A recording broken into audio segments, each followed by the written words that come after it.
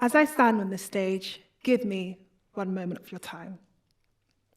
Take 5 seconds in your head and list the top 3 causes which seem the most urgent to you. The ones that feel the most pressing, the most immediate. Have you listed them? Good. Was racial justice on the list for you? What about climate justice or gender justice? And to that, I acknowledge how important it is to recognize that there are social issues, there is oppression which needs to be addressed urgently. But I also recognize that urgency looks different for everyone. It's shaped by our experiences, it's molded by our identities, and it is informed by our knowledge. Now here's the uncomfortable part.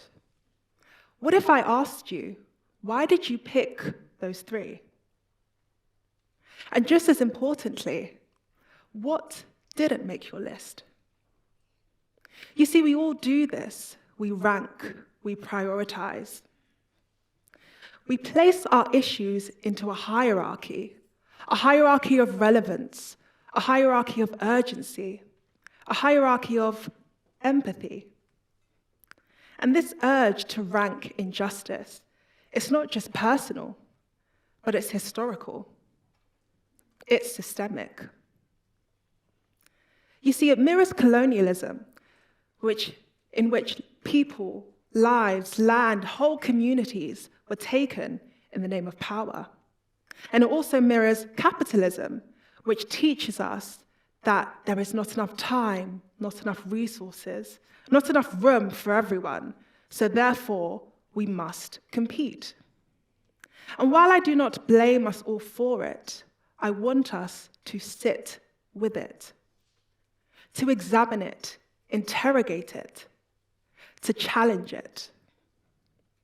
And most importantly, I want us to ask, what if there is another way to care? So right now you may be feeling inquisitive, maybe a little bit uncomfortable. You may be wondering if at the beginning of my talk you picked the right causes. But this talk isn't here to shame you, it's not here to put you down, but its purpose is the opposite. This right here is our starting point. This talk is here to investigate something deeper. But to do this, I require you to actively listen. Not with judgment, but with curiosity. And even in spite of how uncomfortable you may feel as I speak to you. And I speak to you today as a Black British Nigerian woman, as an activist, as an educator with a platform of over 260,000 people. But above all, I speak to you as a daughter of the diaspora. And I know what it feels like to have your issues deemed as less urgent, to be told to wait your turn. But I'm not here to ask for permission, but I am standing here to challenge power. And I exist in the spaces that I occupy as someone who will not settle for anything less than equality for all. And today, I exist to reclaim this stage and to challenge the quiet power of prioritization. Now let's situate this in real life. Around this time last year, a video began to circulate online. A police officer was dragging a man across the pavement. Now, this man was not resisting, he was not disrupting, but his only crime was sleeping in a sleeping bag. The officer then steps on him and walks away. And the people who witness this, they do the same. Now, I want to ask you something. How do you feel now that I've told you that story? Did your heart ache? Did your stomach turn? Or did your mind move on? Because this serves as a reminder of how we see certain people, or rather, how we don't. Neuroscience shows us that when people look at images of the homeless, the part of the brain that activates when we recognize another person, it often stays silent. Instead, we activate the parts of the brain that lights up when we see objects, lampposts, trash on the floor, shopping trolleys. And I wonder, how often does this happen without us realizing? And not just to the homeless, but to anyone whose existence is unfamiliar to our own. You see, we care reactively.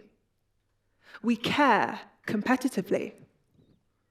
And we care selectively.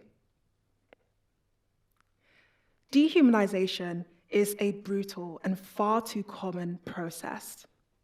And I stand here today to center and to bring awareness of the dehumanization that's taking place all around this world.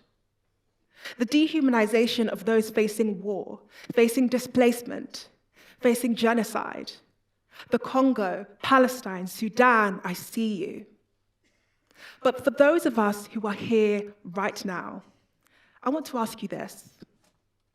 What if we use that unfamiliarity, that feeling that makes us want to disassociate, to actually understand someone else's struggle, even when it is not our own? What would it look like to build bridges of understanding which allow us to see and stand beside one another? Now, that Sudanese refugee chose not to share his name. But if I did share his name, would you carry it with you? Or would it slip away like so many others that we forget to see? See, this is where radical empathy comes in. Not as a buzzword, but as a tool, as an invitation to investigate, a decision to expand your capacity for care beyond the limits of your identity and your experience. Radical empathy isn't about saying, I relate to this, or I experience this, and so I care. But it is about saying, I don't relate to this or experience this, but I will reach beyond myself and choose to care. If intersectionality reveals how our identities overlap, radical empathy uses these identities to connect us across difference and compel us to act. And you all have the power to use the tools accessible to yourself to make a change, as a friend, as an ally, a co-worker, a neighbor. And I know right now you're probably looking at me and you're going to be looking for an answer. What can you do? How do you build your radical empathy? What actionable steps can you take? And that's okay. However, I'm not going to give you a simple answer to a question that was never designed to be simple. Because the work ahead isn't easy. And the world we are trying to transform isn't simple either. But what I will leave you with is this. You don't need to know everything. You don't need a checklist. But when you feel yourself disassociating, disconnecting from someone else's struggle, that is your moment to pause. That's your moment to ask yourself, why? Why are you disassociating? If something is familiar, why does it feel unfamiliar? And what can you do to familiarize yourself with it? You see, the next generation is watching you.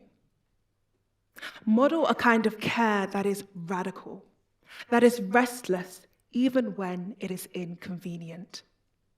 A type of care which starts with yourself, but stretches to belong to us all. And above all, a type of care that doesn't abandon your own causes, but it simply refuses to rank them as more worthy than others. And that is radical empathy. Thank you.